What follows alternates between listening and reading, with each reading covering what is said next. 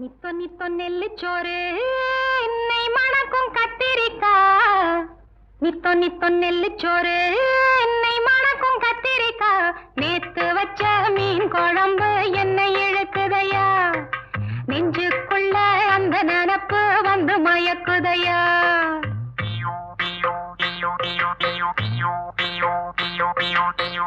பச்சரிசி சோறு உப்பு கருவாடு சின்னமனோரு வாய்க்கா சேலு கண்ட மீன்